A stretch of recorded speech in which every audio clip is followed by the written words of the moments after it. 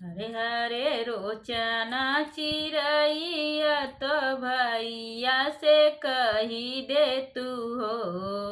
हरे हरे रोचना चिरैया तो भैया से कही दे तू हो।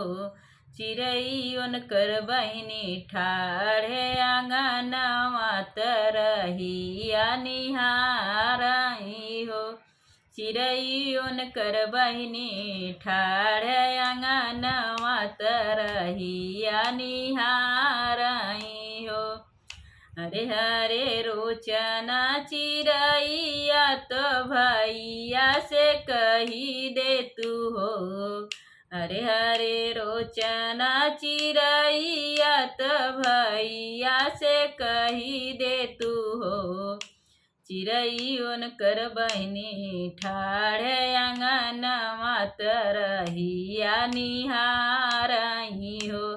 चिरैयन कर बहिनी ठाढ़े आंगनवा तरहिया निहारई।